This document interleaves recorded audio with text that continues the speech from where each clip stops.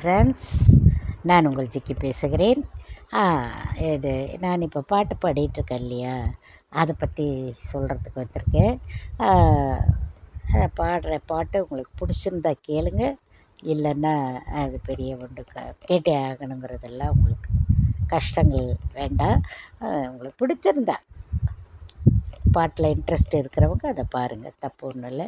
அதுக்காக தான் பாடுறேன். ஏன்னா எனக்கு பாடுறது ரொம்ப பிடிக்கும்.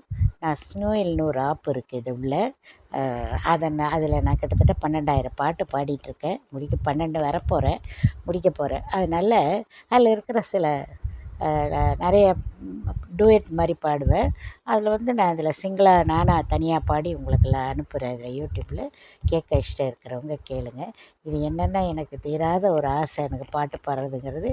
நான் 5 வயசுலேருந்து நான் பாடிக்கிட்டு இருக்கேன். கச்சேரிகளுக்கெல்லாம் சின்ன பிள்ளையில் பாடுவேன்னு உங்கள்கிட்ட நான் ஏற்கனவே சொல்லியிருக்கேன். பாடுவேன். இடையில் கால சூழ்நிலைகள் நமக்கு அதிலெல்லாம் இறங்க முடியாமல் போயிடுச்சு. கொஞ்சம் வளர்ந்ததும் பொம்பளை பிள்ளை அந்த காலம் இல்லையா, அதனால் அனுப்ப மாட்டேன்னு சொல்லிட்டாங்க எங்கள் அண்ணனுங்கள்லாம். ஒரு வேளை அப்பா அம்மா இருந்திருந்தால் அதை என்கரேஜ் பண்ணியிருப்பாங்களோ என்னமோ. ஏன்னா இன்றைக்கி இருக்கிற தாய்மார்கள்லாம் குழந்தைகள், அப்படியே 5 வயசு குழந்தையெல்லாம் பொழந்து கட்டுது பாட்டுகளில். கூட தாய் தகப்பனோட என்கரேஜ்மெண்ட்டு அவங்களுக்கு இருக்குது. அதனால் அதெல்லாம் பாடுறாங்க. அது அப்போ அந்த காலத்தில் அதுக்கெல்லாம் ஒரு ஹெல்ப்ஃபுல் கிடையாது இல்லையா. அதனால் எனக்கு அதெல்லாம் நிறைவேறாமல், அந்த ஆசையெல்லாம் நிறைவேறாமல் போயிடுச்சு. நான் இப்போ கொஞ்சம் நான் என்னோடய சில கடமைகள் எல்லாம் முடிச்சுட்டு நான் கொஞ்சம் ஃப்ரீயாக இருக்கிறதுனால இப்போ நான் இதில் இறங்கி பாடிக்கிட்டு இருக்கேன்.